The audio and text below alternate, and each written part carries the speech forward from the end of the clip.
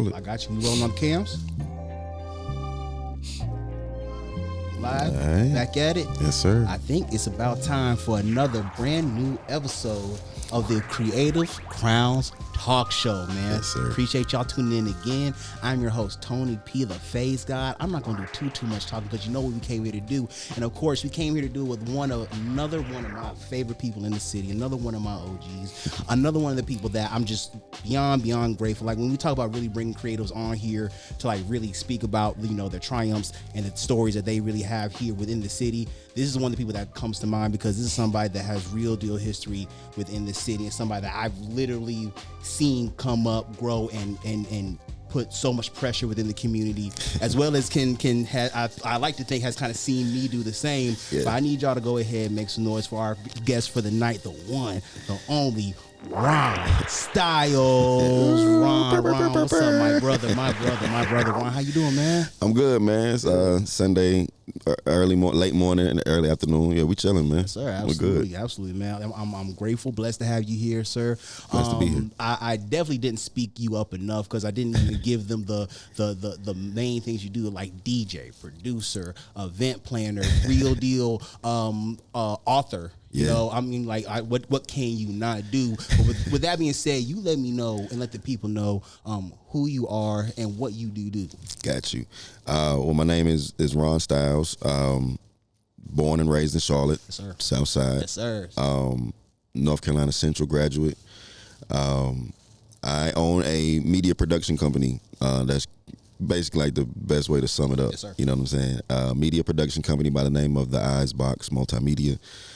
My studio, the name of my studio over the years has been New Era Music House. So this is the physical name of like the building, you know, but the company is the Eyes Box, where we do video productions, audio productions.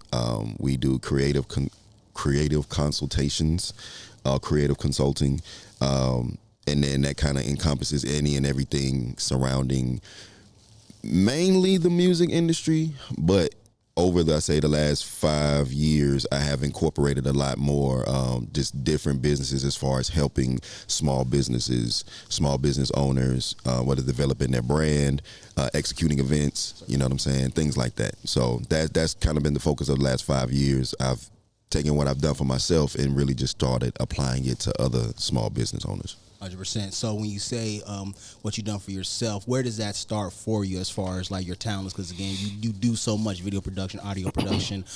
Where does it all stem from? It all started, I mean, I'm a child of hip hop, you know what I'm saying? And all of this started over hip hop. My very, very, very first company that I started back in 2004, well, it wasn't just myself, it was a collective of us, but it was 5950 Entertainment.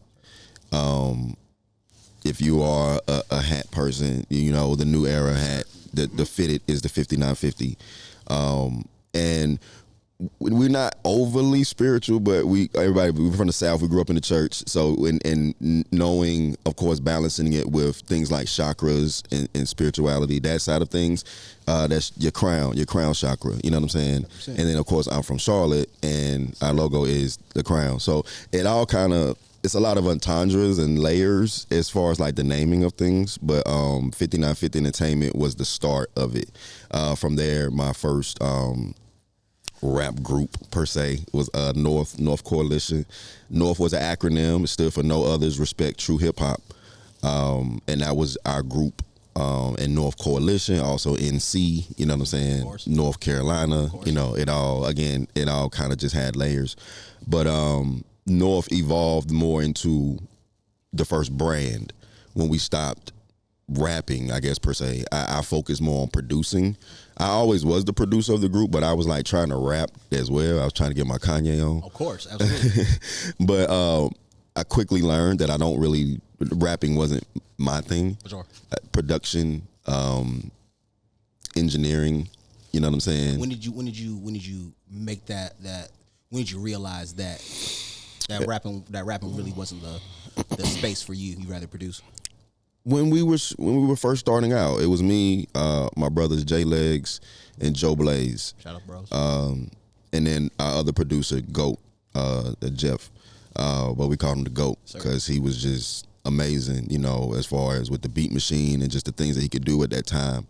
And so it was probably just in that moment, like in that matriculation of, you know, doing showcases, open mics, you know what I'm saying, going to label parties, you know what I'm saying, such and such gonna be there, you know what I'm saying, stuff like that. And the rehearsals and all that stuff, I just quickly, I don't know, it probably took maybe like a year or two when I was just like, yeah, I don't think this gonna be me long term. Not the performing side of it, you know what I'm saying?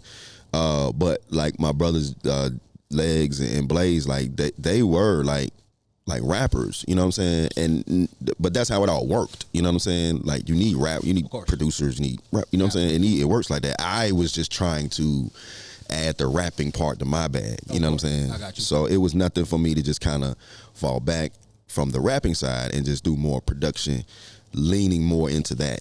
And I fell in love with that, you know, the engineering, absolutely, recording, songwriting, song structuring, track listings, stuff like that. 100%. Yeah. And I'm assuming you're learning this on the fly. Where are you getting this information, knowledge from? On the fly,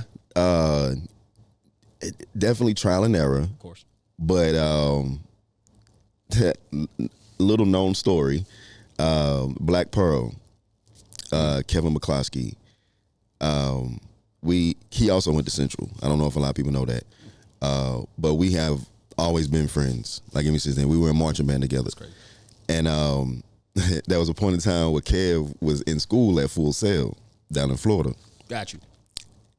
And bro used to call me, you know what I'm saying? Like, and we would share like tidbits and things that he was learning, absolutely, like with me.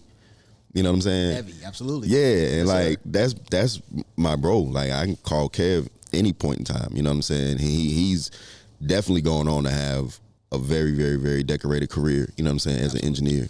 But that's the bro. You know, and little known fact, he actually got his name like from us. Heavy. So it's a full circle moment kind of situation. Yeah, Black Pearl. You know what I'm saying? Like, because he was. It's a HBCU, you know what I'm saying? Hey. He's a white guy, you know what I'm saying? Heavy. He automatically stood out, but Kev was nice on the snare drum. Absolutely.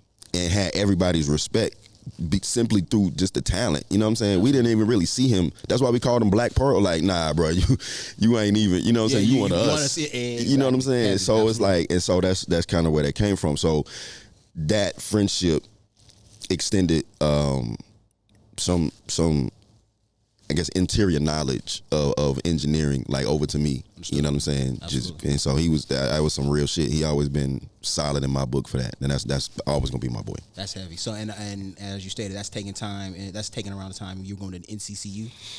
No, this is actually after the fact. Okay, so we had graduated. Okay, he went to Full Sail, you know, like secondary education. Okay. You know what I'm saying? But I was back here in Charlotte, you know, doing the underground thing. And I guess more so that question was when you guys were locked in, you as far as bands and everything like that. That was back in NCCU. Yeah, right? that was Central. Understood. Yeah, got you. Yeah. So I do want to take it back because again, you were saying you were playing bands, so that's again you are instrumentally inclined. So what's the go-to instrument? Oh, I was brass. So baritone, trumpet, sousaphone, tuba. You know what I'm saying? I played pretty much all the brass instruments, but I usually always. Every band I was in, it usually wound up me playing the baritone. Gotcha. So, and then another little known fact, Harvey Cummings, saxophone player. Shout out Harvey. Harvey was one of the he was the saxophone player at Central as well at the time I was there. You know what I'm saying? So you really had a lot of, because you really had a lot of jazz inclined people that you was coming up with that actually kind of came back down this way. Oh yeah. To continue doing music. So that's heavy. Oh yeah. That's Central was a breeding ground for a lot of North Carolina music and producers that have gone on to really have notoriety. Like Central really birthed some of those. Everybody knows Ninth Wonder. Obviously, yeah. You know what I'm saying? But then in that you got like E. Jones. You got like Harvey Cummings. And then there's some other ones too. I don't have them readily prepared, you know what I'm saying, on top of my head. But there's a strong list of artists from that area. So that's heavy. So how did you decide to go to NCCU? Where did that decision come from? My I didn't even plan on going to college in state. I wanted to go to Morris Brown. Morris Brown College, from Outkast, Of course. you know, the music video, Yes, absolutely. from, you know, that era. We, in my high school, Harding University High School, Harry P. Harding University High School of Math, Science, and Technology. We were a high step marching band, very reminiscent of the HBCUs. So we were constantly get invited to different colleges' homecomings. And Morris Brown was one of the homecomings we got invited to. And I instantly fell in love with just the campus, the area, everything. So that's why I thought I was going to go. But you get the tuition bill and it's like, it's a private institution and it's out of state. So it's like, where is this money going to come from? And Central actually, I didn't apply to Central till after I graduated high school. Wow. Because I was just so committed to going to Morris Brown. But I wound up going to an event that they had in Charlotte. They found out that I was interested in marching band, and they were willing to make up their offer to a full scholarship. Whoa, that's heavy. Yeah, because I already had the grades. I was 0.1 off on my GPA. So if you say it's like a 3.9, yeah. I was like a 3.8. And then I was like 100 points off on the SAT. I got you. Understood. But they were trying to build up their band program. And so I guess looking at that small margin of the numbers with the academics, they were like, look, if you want to be a part of the band and you're willing to come to Central, we will bump it up to a full scholarship, like to sweeten the pot. That's crazy. So I took it. Was that a hard conversation for them to have? Or that just something like, hey, they just threw it out there? Nah, they just threw it out there, bro. Not at I take that back. Not at the event. I left with the partial scholarship. But then Roland Gaines, the director of admissions at the time, sent an email. And I still have a printout of the email. Tough. Where he was like, he thought about it. And if I commit to Central, he'll up it to a full. That's it. Yep. Absolutely. So what were you also taking while you were at NCCU? I was a business administration major, concentration in management. Of course. What was the plan back then when you were taking those classes? What was the reason behind those classes or that route? I always knew I was going to be an entrepreneur. I remember being ridiculed by my business professors. Really? Yeah. Ridiculed? Yeah.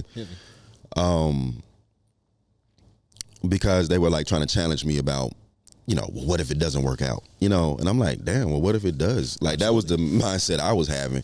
And I get where they were coming from, be realistic and have a plan B, so I get it. But it's just the tone that they had.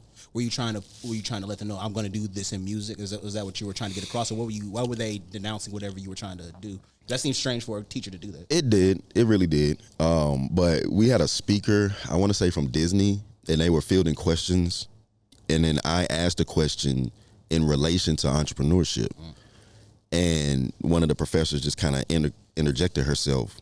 Mind you, we're in a presentation, like a room like this, you know what I'm saying? Absolutely. With the chairs, there's mad people, it's a stage. And I raised my hand to ask this question, and then she just interjects like, students, let's be realistic when I'm like, wow. That's crazy. Wow. Like, thanks, lady. How did that make you feel at that time when that was going down?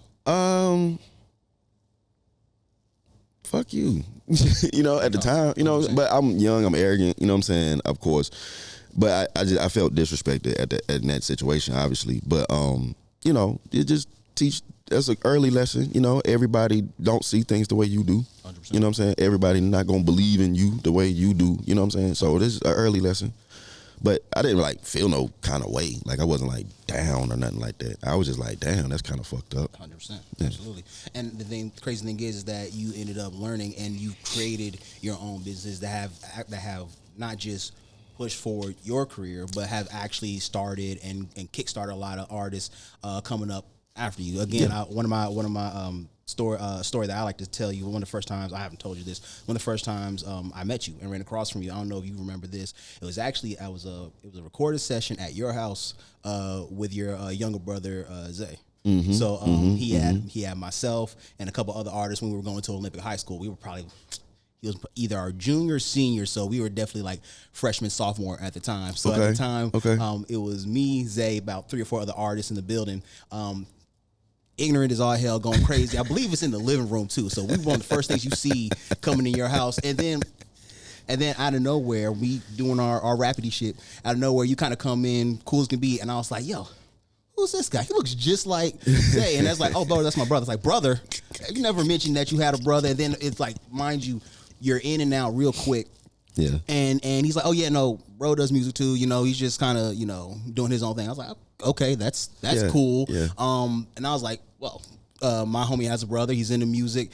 And just seeing you there while we were working on music was just kind of one of those things I always saw like, he saw one of those early aspects of just like us come, because we're talking about 2007.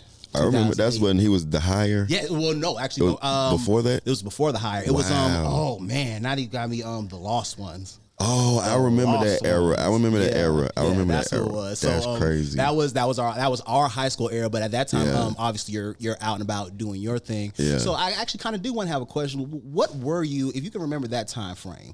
What in particular were you doing around that time? 2007. I had just had my oldest child. I was still doing music, but we were that was probably my most, I don't want to make it seem like I'm like was a gangster or nothing like that, but that was probably my most where I was like in the streets. Heavy. Like in the streets, like really trying to make it. I got you. Make something shake, make something happen. But it wasn't necessarily above board. Understood. You know. Got you. I had a job and I had graduated, but that was like my no. Actually, 2007, that was the recession. So it was getting close, yeah. That was a point in time during that time why that's why I was in the streets, because I had got laid off 3 times. Damn. In like 3 years or 2 years. It was like a quick, maybe like 2006 to 2008. I got laid off from 3 jobs. Wow. And that's when I was starting to think, this ain't in the cards for me. See, I told you that's why I wanted to be an entrepreneur. You know what I'm saying? So I think after that last one, when I got laid off from, it was a financial company called LPL. I got laid off and I had took unemployment. And I said, you know what? I'm going to just take a risk. I said, I had a car at the time. Because I got the car, like, you get a job, you get your paychecks, you living life, you know what I'm saying? So I got the car and everything. My Impala SS, that's my baby, Charlene. Good God. And I had, like I said, I got laid off that last time, and I was getting unemployment every Monday. I was getting a $400 deposit. Not a lot of money, but at that time, I was like, I'm gonna take this free money and I'm just gonna make it shake. We was on the road. I wore that Impala out, bro. Like going Durham, Raleigh, Greensboro, Wilmington, Wilson, Kinston. We were like any type of show or showcase that we could get on. You know what I'm saying? We was throwing. I mean, we even went to Auburn, Alabama. We had got invited to do one of my homeboys I went to high school with was a referee at a roller derby league. That's hard though. That's kind of crazy. And they had invited us to do the halftime show. That's it. That's hard though. No. For a roller derby game or whatever they're called, match, whatever. Yeah. And we rode down. They paid, for a hotel room. Like, this is like real Chitlin circuit shit. You know what I'm saying? But like, fuck it. Like, we're gonna do it. Yes, sir. And we piled into a Ford Explorer, and we rode to Auburn, Alabama to do a halftime show for a roller derby match. And you gotta let me know how that went. That's gotta be that was probably one of the most, as a group, that was probably one of our most ill nights, bro. Like, we had Auburn, Alabama, like the thick of it, bro. The deep South. We got police encounters. We almost got into a fight, like all 3 of us. Like, we almost got into it. Like individually or just one group match? Well, one of our homeboys got missing, and then his phone had died, and we didn't know where the hell we were at. We didn't know where the hell he was at. And then in that frustration of like everything that was happening, you know what I'm saying? Absolutely. The other 2 of us almost got into it. Tempers flared. Where we're trying right. I got you. But then that's when the police came, because we were trying to let bygones be bygones. We was trying to let the tempers die down, so I got out the car and started walking. Mind you, we're in Alabama, Auburn, Alabama, and then that's when the police got involved because they wanted to know where I was walking and where I was going. Of course. And it was just the whole situation. The whole thing. But we wrote a song about it when we came back. See? So absolutely. So of course, use life imitating art and all that. So of course, absolutely. So now, did you have bars on that song, or you just produced it? Funny story again. We had stopped on the way. You have to go through Atlanta or past Atlanta to get to Alabama because it's 85 South. And we had stopped at a gas station and the guy was selling CDs. And we had bought one of his CDs and he had bought one of ours. And on the he had an instrumental to the track that he had. We had the instrumental. So we had jacked his beat. That's actually crazy. No. We jacked his beat when we got back because it was a dope beat. For sure. It was a dope beat. And we jacked his beat. And I did wind up spitting on it. It's hard. And we all had like subliminals at like, we homeboys, but we had like subliminals at each other in our verses. It was crazy. That's insane, man. Did y'all release? Yeah, it's on the mixtape, man. It's like, yeah. We laugh about that on the case. That was, like I said, that was probably one of the most fun, dangerous but fun nights that we had as a group. That's insane. In Auburn, Alabama, of all places. That's insane. I got you, Ron. So let's track it out like this. So we're out of college. We're doing our thing. Yes. We're at some point, we're stopped rapping. So now we're transitioning more into production. Yes. So let's talk more about production, getting into production, because even though you're not a rapper, you've dropped production projects like a rapper, if not more than a rapper. That was the plan. So I felt that kind of just looking through your entire catalog. Like it's a catalog. Like a lot of producers, when you think about just beat makers in general, they don't you don't even get like a beat tape from a lot of these guys, right? But when you go type in Ron Styles, you got quite a few bodies of work, just strictly instrumentals. Yeah. Where does that start? And where does that journey take us from the beginning? That was born out of wanting to be heard as a producer, like just strictly as a producer, wanting people to pay attention to my music and what I had to say musically. I didn't want, and that's why it absolutely has no words on it. It's just strictly instrumentals. When I did the first one, Not a Kid Anymore, that was more like a hard drive dump. I got you. That computer had died. Well, my first computer I was ever making beats died. But I took the hard drive out of it, and lo and behold, it still had had some beats on there. Sir. But like when you upgrade, you get a new computer or whatever, or say like for Fruity Loops, for example, like a lot of those beats, those early beats, they were made on like Fruity Loops like 3, 4, Absolutely. Stuff like that. And so when you get like Fruity Loops 12, like moving forward, I know they're on like 20 something now, but you like, or maybe even 30 now, who knows?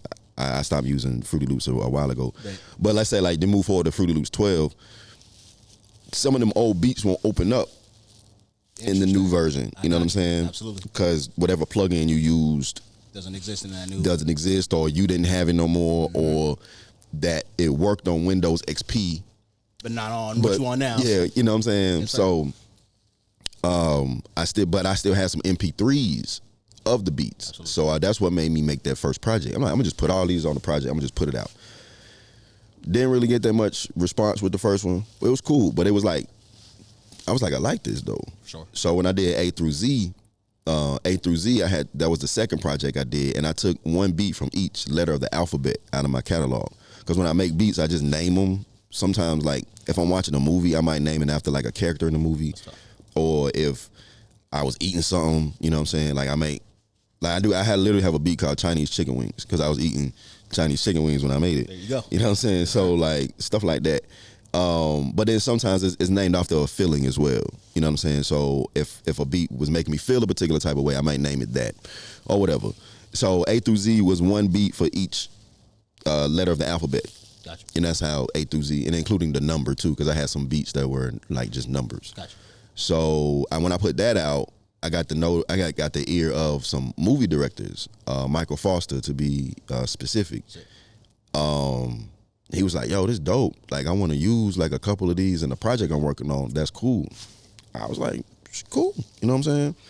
Then another movie director, Fred Forte, who I happened to go to high school with, he was on Facebook looking for music, original music for a movie he was working on.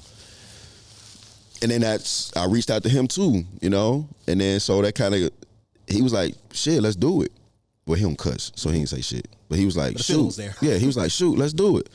And I was like, all right, bet. And then so that's what led me to doing like movie scores. So that's what really expanded more of me just making instrumentals. Absolutely. With feeling. Not necessarily to rap on. I mean, you could, because it's a rap beat. Of course. But it was more about feeling and more about emotion. And after that, that's when everything started becoming more themed, like themed beat tapes. So like Shadowboxing is literally a Charlotte street tape. Yes, sir. Like it's named after Charlotte streets. There's one beat on there that's 30 seconds long, and it's called Off Tuck. Because if you know anything about Tuck, it's Tuck, and then you got Tuckasegee. But Tuck is the short side of Tuckasegee. You know what I'm saying? So the beat is 39 seconds long. You know what I'm saying? And it's hard. It's gritty too. Yes, you feel me? So like when you and it's short. It's like right when you start to get into the groove, like boom, it goes off. You gotta run it back. And that's Tuck. You know what I'm saying? Yes, so sir. like it's certain things like that, you know, that really started me expanding into how to communicate musically. Absolutely. You know what I'm saying? So, and then that pops up later on in life too, as we get to the next further parts of the story. 100%. Nah, and as we get to further parts of the story, you as you're speaking about it, it does continue to expand kind of where everything leads for you, especially when talking about film. It's funny that you bring up film because I was listening to Mayfield's Blow, and it's crazy because you say you don't have a lot of words in your production, but that's when you're actually narrating. Right. You're narrating the beat tape, which I don't think I've ever heard anybody do that before in my life. So narrating your own beat tape flawlessly, I might ask, is dope. Where and you've done similar as far as like, you know, catching the feelings of production. I feel like that is one of the most like direct ways I can see it, just because you're speaking on it. You're there telling the story. Yeah. How do you formulate projects like that and your projects moving forward? Like, how do you choose what you produce, what you sample, the storyline behind it? Like, what is the thought process behind your production and then putting it together as a project? Truthfully, bro, that project was born out of escapism. I was going through a divorce at that time. Whoa, understood. And I needed an outlet. Like, I don't want to be here, like, you know, in this moment, like with my thoughts that I'm having right now. Because I know how that can be for people, right? And I've heard horror stories, you know what I'm saying? Like you're alone, you're to yourself, you're in your own thoughts, you get in your own head, and like you start creating crazy narratives, you know what I'm saying? Like about stuff that ain't really true, that's not really there, you know what I'm saying? So I just kind of channeled all that energy into a story, bro. I've always been a fan of like blaxploitation movies. Absolutely. You know, like your Superflies, your Dolomites, Foxy Browns, stuff like that. So I just use it as an opportunity just to create a story, kind of using escapades of my life, but translating it into my big cousin, Mayfield. There you go. You know what I'm saying? Like, Mayfield was this, like, incredible super hustler, you know what I'm saying, that, like, did any and everything he wanted to do, and I was his little cousin. Absolutely. You know what I'm saying? And he used to take me on these capers with him. 100%. You know what I'm saying? Right. So it's like, of course it was embellished, you know, but it was like a fantastical South Charlotte hood story. 100%. You know what I'm saying? Yes, sir. Yes, sir. And that's really what it boiled down to. And I haven't been able to, and I guess because of the specifics of that moment, like where I was mentally, I also think that's another reason why I have never been able to duplicate that. Fair. You know what I'm saying? Absolutely. Because that's like, you capture a moment in time, and it's hard to, first of all, put myself back. Like, I'm in a way better mental state than I was. Absolutely. You know what I'm saying? Why would you want to go back? And exactly. And it was pure. It was honest. It was hard. I can imagine. It took about a year to write. Wow, really? Yeah. So you wrote that. So everything was really written. Everything was written out because connecting the movie parts into a larger story. Mind you, I done watched all the movies like a million times. But how do I make it's like sampling. Exactly. Like you take a beat, you take an old loop and then you chop it up into a new beat. Well, I want to take bits of movies and chop it up and make a new movie. That's heavy. You know what I'm saying? 100%. And so that was probably the toughest part. But every time I listen to it, I like, damn, bro, what was you on when you did this? You know what I'm saying? Absolutely. Because the story is truly crazy to me. And people keep asking me, when you gonna do the movie? You need to do that as a movie. You need to shoot Heavy. that. I was gonna say, yeah. And I'm like, man, if I can get the right budget, I don't want to do it like just to do it. I don't want to give that the Tubi movie treatment. Like I need like a true budget with Absolutely. that one. And hopefully, I it's some things that I'm working on, some things I have in the works. Hopefully the opportunity to do that hopefully comes up.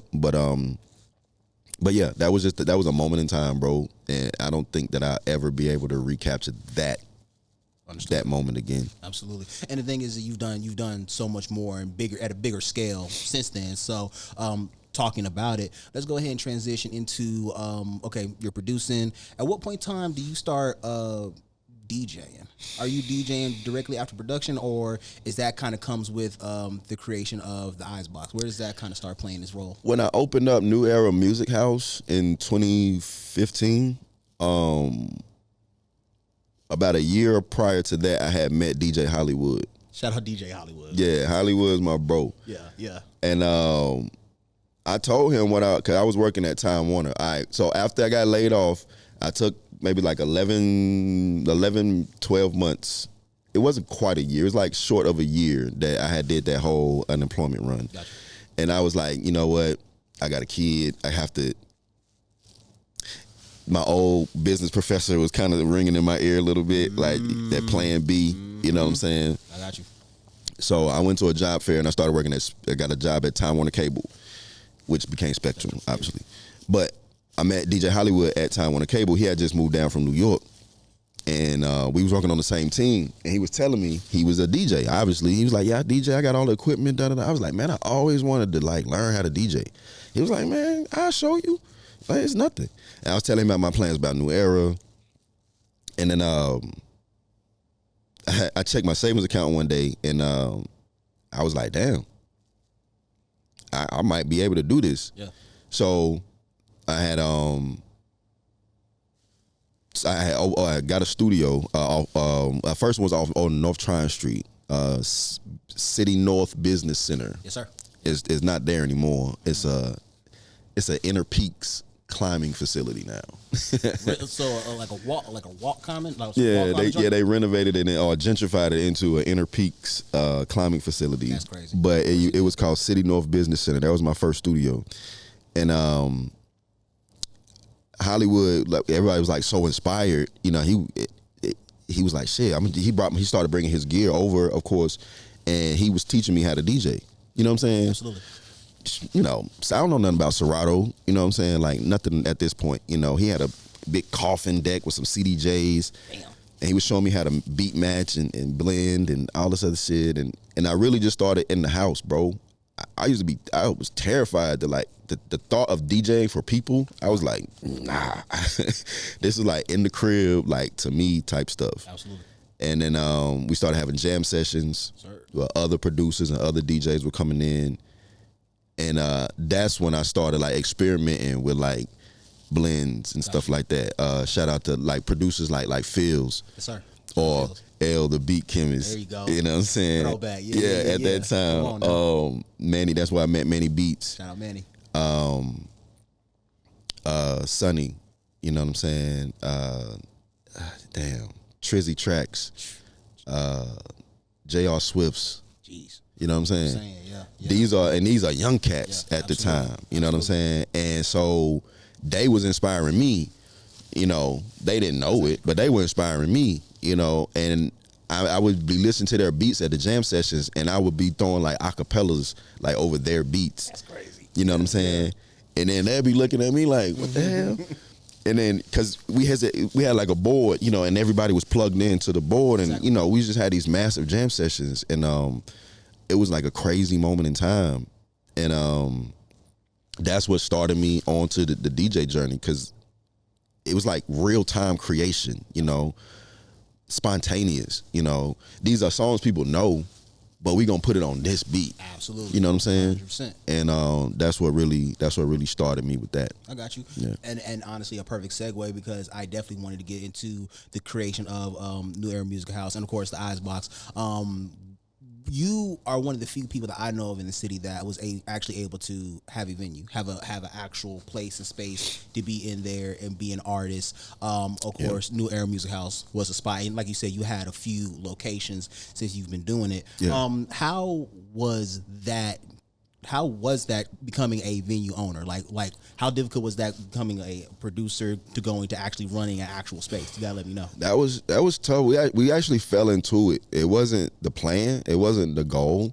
We were totally comfortable going to places like Dup and Swat, you know, Crown Station, 100%. at the back in the day, Chop Shop. Yes, sir. You know what I'm saying? We were totally content with going places like that. But when who was it? Trevor. It was a gentleman by the name of Trevor and another gentleman by the name of Jason Jett. He was still Jason Jett playing at that time. And Trevor and Jason Jett were looking for a venue partner, and that's when I came into play. And then I think that's when I caught the bug, you know. And then Jason he pivoted into I forgot what it had pivoted into. I think it was his Vocal Power series. He had pivoted into that, and then it had wound up being me and Trevor. And then I was working with Keedy Mo in True Dreams Radio. Shout out Keedy Mo. And she was having her Rock the Mic events it wasn't even New Era Music House at the time. It was just a space. Really? Because it was me, Trevor, and Jason. True, I got you. So, but when Jason pivoted, it was me and Trevor. Got you. But then after seeing the things that we was starting to do, Trevor was like, man, he was like, you might as well just had a space. You know what I'm saying? And then Trevor pivoted out. I got you. So then it was just you. Yeah, I literally just fell into a venue. Wow. And then, like I said, caught the bug. And then there was an electrical fire. I was going to ask. Yeah, there was an electrical fire there. Or they say it was an electrical fire. And all the tenants, we had like 30 days to evacuate. It was like real quick how they got us out of there. Absolutely. And but I had this feeling, and then people were, you know, hey man, when the next event? When the next event? And we were kind of like, well, let's find another venue. You know what I'm saying? And then so that's kind of what pushed it. But this was all the heaviest gentrification that Charlotte has seen in the last 5 to 6 years. This was before all of that. Absolutely. You know what I'm saying? So rents was affordable. You know what I'm saying? Absolutely. And now venues, you know, just to pay the rent at these places is crazy, especially in the inner cities, in the inner city limits. Excuse me. If you go outside to like Mount Holly, Gastonia, Lowell, Lincolnton, you can find places like that. Yeah. You know what I'm saying? But in the city of Charlotte, like venue spaces like how we used to have it costs now. Yes. And that's probably one of my biggest barriers of getting back into that. Like, do I love it that much? Did I love venue ownership that much? I don't know. I mean, do you currently have a venue now? No. New Era Music House is my house. Like how it started. There you go. Absolutely. So, and of course, we're probably not because the events that you had at the actual venues, New Era Music House, have been crazy to the point where you and of course again shout out your brother Zay did one of what I consider to be one of the first real deal legitimate Charlotte festivals. Yes, with New Era Music the New Era Music Festival. Yeah. And the reason I say that is because that's one of the only festivals that I've seen in the city of Charlotte that legitimately had artists of different genres, different ages and backgrounds that were working familiar within the city, doing their thing, and I mean like a whole festival from inside to outside. Yeah, I think it was like 12 p.m. to we like made it 1 work. a.m. Yeah, we made that work, and that was again that was the beginning of us doing what we do now as far as investing and sowing into the community. Like, that's one of the biggest, I guess, like, flowers that we wanted to give back to the Charlotte community. And we just weren't able to, again, this was pre-gentrification of Charlotte. Well, pre the latest round of gentrifications of Charlotte. And the city of Charlotte, honestly, gave us a lot of pushback when we were trying to do it again. The second one, when we were trying to do it off of Plaza Road, well, in Plaza Midwood, excuse me. You know, I found out a lot of things, bro. Charlotte does not like hip hop, bro. They just do not. They do not like hip hop. And I've been on the front lines of that fight for a long time. And that's the reason why a lot of pure hip hop events do not exist in Charlotte. It has to be blended in with something else. Absolutely. You know what I'm saying? 100%. It has to be, you know. But, you know, taking nothing away from anything else, but, you know, the house parties and or the house DJs and the Amapiano DJs, and, you know, it's not they can get any type of clearance to do anything they want. You know what I'm saying? But if you want to do something purely hip hop in Charlotte, it's a struggle. They don't like it, bro. Absolutely. They don't. And it has to either be small, like super small scale, or it has to be blended in with everything else. But shout out to the venues like Crown Station that do, you know what I'm saying? Like, absolutely. There are at least like some strongholds in the city that will still allow it. But, you know, it's like, damn, all of us are we gotta all do our shows at Starlight. We gotta all do our shows at Crown Station. Absolutely. You know what I'm saying? Absolutely. There's no diversity as far as what like purely hip hop shows can do. So that's one thing that you know I found out. But we won't ever stop giving up the fight though. 100%. Like, we won't ever stop. We gonna continue doing it. Me and Miss Bunny got something coming up in July. You know what I'm saying? Decks on deck, blending hip hop and skateboarding culture. That's gonna be crazy. Yeah. Yes. So absolutely. So we're never gonna stop. You know, it's just plugging away to find places that will permit us to do what we do. Absolutely. Yeah. Absolutely, man. Well, as we continue, I do want to bring up a little bit more about, of course, the Icebox and, of course, your video production work, your audio production work, because you scaled so crazy that you have been able to work with brands and businesses large and small. Yes. Namely, recently you were able to work with Muggsy Bogues and his foundation. So as a Charlottean and somebody that we watched Muggsy Bogues growing up, yes. Saw Charlotte Hornets leave and then come back, and now them having a crazy year this year, yes. 2026. How is that working with Muggsy Bogues, his foundation, and then just the work that you've done with the Icebox in general? Relationships, man. It's just I've been fortunate to meet some very influential, important people over these last 5 years, really since like post-pandemic. That's when I had to pivot, because I mean, venue ownership, and again, things happen in life, and then you have to be able to pivot. You got to be able to adjust. And COVID, of course, made everybody adjust. Absolutely. And that's actually when I shut down the studios was COVID time, the venue parts, because we couldn't have events anyway. So you transition into building relationships, especially when you're in new rooms. I met a mentor that took me under his wing and introduced me to a lot of people and put me onto game for video production. And then using that, taking that knowledge, and again, the key word, relationships. You meet people, being professional, you know what I'm saying, delivering quality, and then being available. Yes, sir. That's probably the biggest thing. I never said no. Like, anybody that called me, and I never said no. Like, I'm there. Even if it was a conflict, I didn't let them know. You know, I'll figure it out on the back end. But I'm not missing going to shoot Muggsy Bogues' ass. No, bro, this is going to happen. 100%. You know what I'm saying? So, like, and then you do it, and like I say, you deliver, and just hope that they call you back. Absolutely. And then, which they have. But luckily, I've been able to work with them on a couple of different projects. The Bogues group, but I would not have gotten that without the person that put me in that conversation was somebody I had done work for prior to. Again, you know what I'm saying? So It's just constantly delivering work, and once you get into those rooms and you get to those types of people, it's a small circle. You know what I'm saying? Absolutely. Heavy. and they trust what their people say. You know what I'm saying? So, and a lot of times it's not even a second question. If they said you're good, you're good. Absolutely. You know what I'm saying? So, and luckily that's how it worked out. That's tough. Absolutely. Heavy.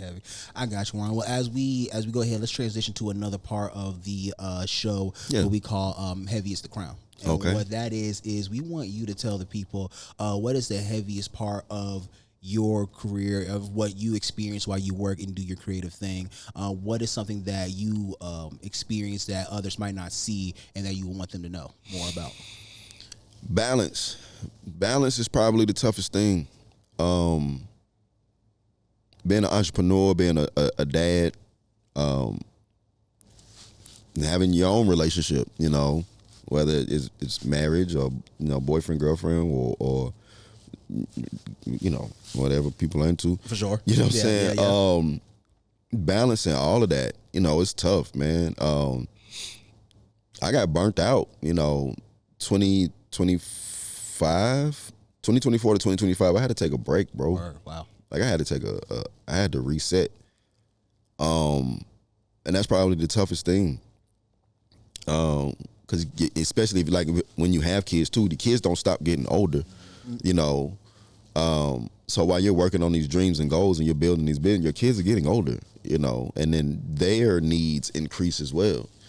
And it's tough to balance that. It does. It gets really tough to balance that. But I'm blessed to have a good support system around me.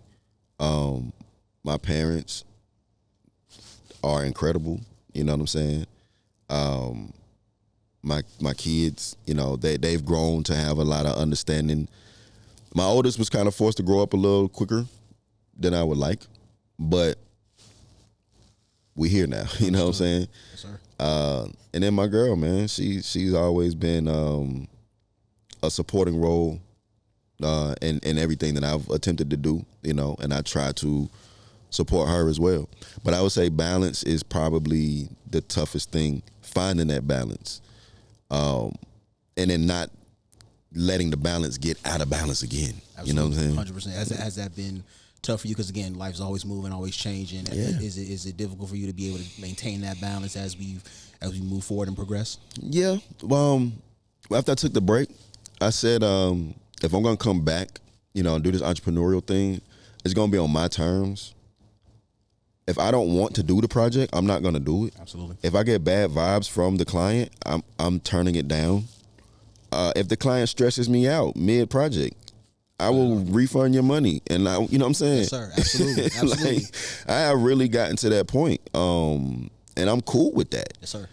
And every project ain't worth it. Yes, sir. You know what I'm saying? Every dollar ain't worth it, you know? And I'm blessed to be in a position where I can turn it down.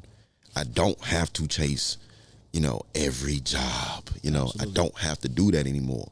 And that's liberating in a sense, you know.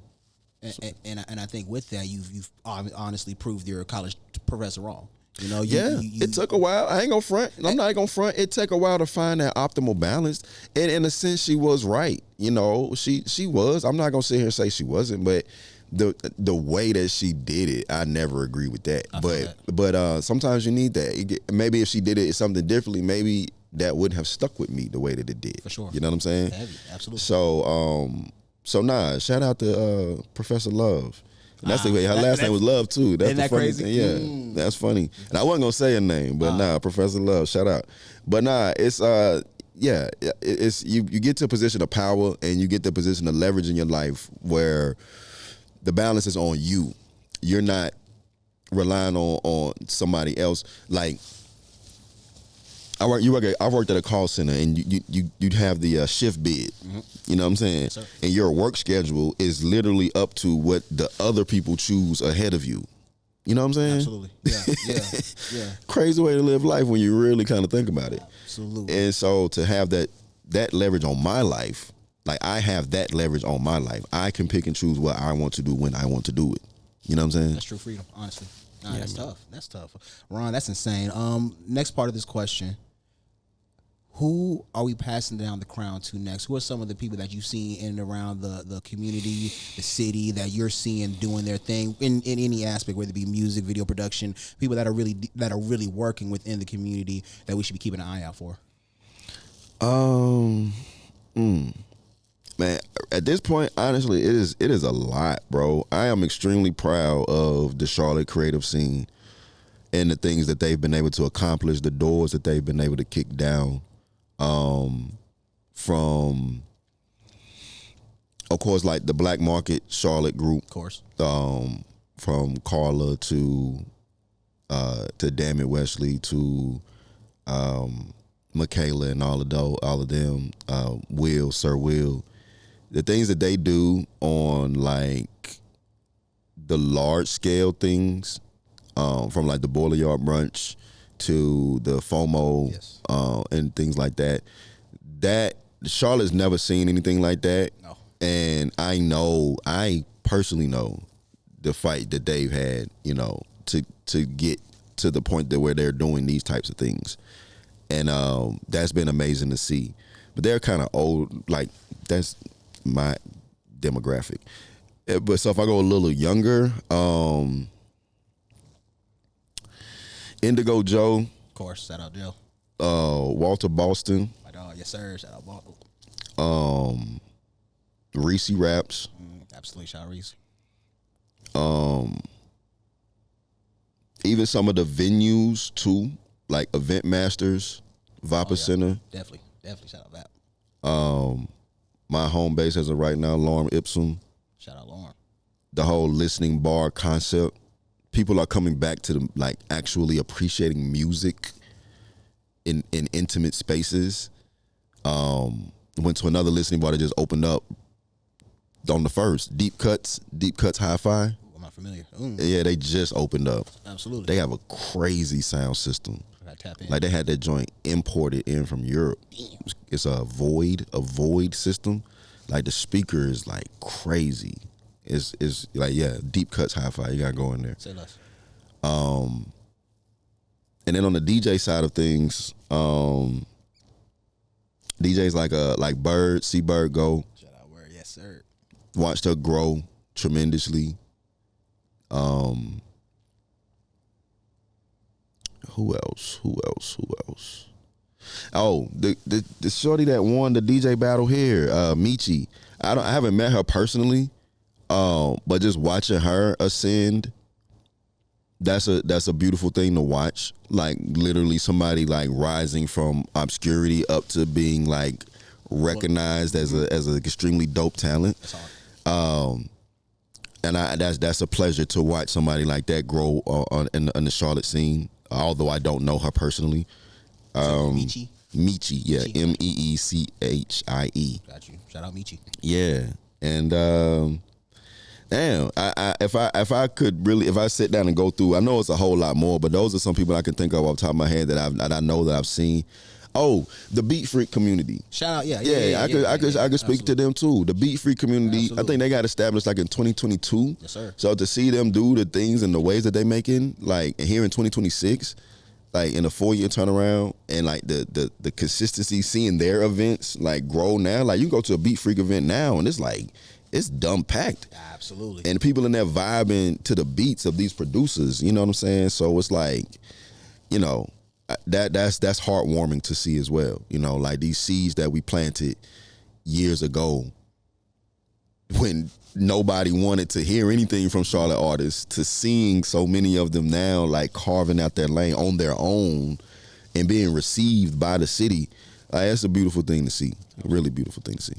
Amazing thing to see. And again, you've been one of the progenitors of it. You've been one of the people that have been almost ground zero, especially kind of coming into our era as we were coming up. You know, you were one of the first people that was really doing it and setting it up for everybody. Yeah, it's like the fourth wave. Yeah. Not to cut you off, but this like, this like the fourth wave of Charlotte independence. We got to talk about that, honestly. Yeah. We really have to have a fuller conversation, because I always wanted to know the prior waves of the Charlotte scene, because I think I know what it is. It's just you being in it before I was. You can really speak to it. We got to get you back in here very, very soon. Yeah, we can do that, bro. About that. Yeah, absolutely, for sure. But with that being said, before we wrap up, first and foremost, super grateful to have you here. Of course, brother. please, if you have, before we get up out of here, do you have any last words for any of the artists, creatives, anybody that's been listening? What do you want them to know?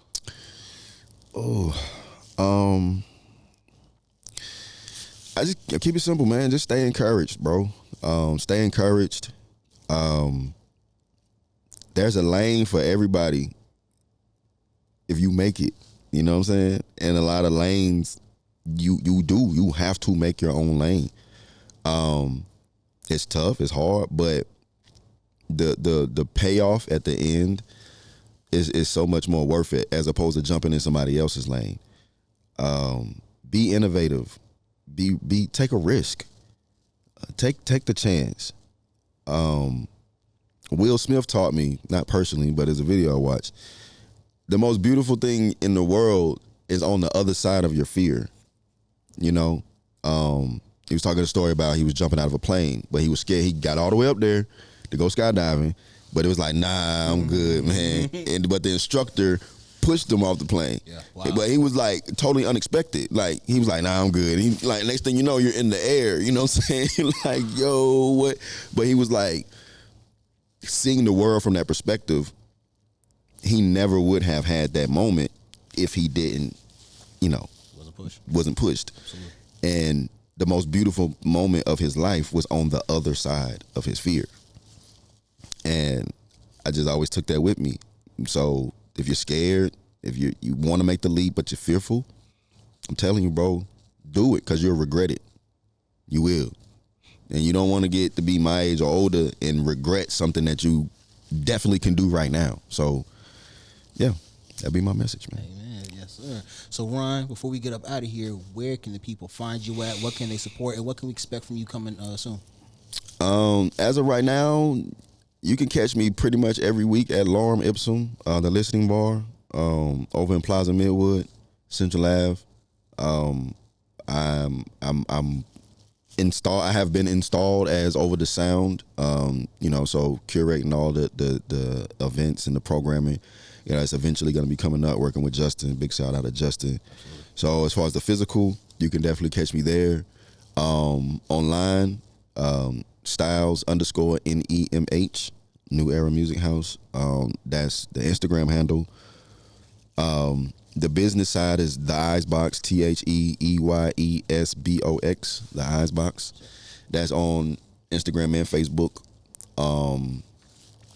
I don't have any projects coming up soon. I'm not working on anything current. I want to.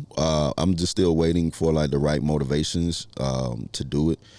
But like I said, as of right now, I'm at Lorem, spinning tunes. We do vinyl night every Thursday. Let's go.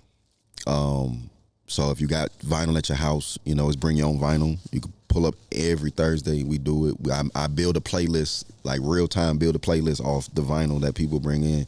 It's fun. I like to experiment in that regards. So yeah. Hello. Yes, sir. Yes, sir. Well, with that being said, Ron Styles, I'm grateful. Thank you, my brother. I appreciate you for everything. Appreciate you for your time. Shout out New Era Music House. Yes. Shout out the Eyes Box. And again, shout out you and just your gift to the city, your abilities, and just your time for, again, not just for this today, but prior. Open up your doors with New Era Music House. Letting artists like me get in there to hit the mic. A lot of people wouldn't be here if it weren't for you, and then there won't be anybody after that without you. So again, with that being said, super grateful for you, Ron. Thank you for everything. We definitely look forward to any and everything that you have coming out soon. Of course, we're going to definitely hit up Lorem Ipsum these Thursdays. I got a couple vinyls that I need you to spin out there for me. So man, I got you, my brother. But with that being said, this has been another episode of the Creative Crowns Talk Show. Again, a platform for all creatives, artists. If you are somebody in the creative scene, we want to have you here. We appreciate you all. Shout out my people. Of course, Miss Label Production. We got Nick. We got Evan behind the scenes. Of course, I have been your host, Tony P. the Face God of For Artists by Artists. Again, another platform for all the creatives. If you're not tapped in, you need to. Shout out Ron Styles. Shout out Miss Label. Until next time, love you all. See y'all next time. Peace.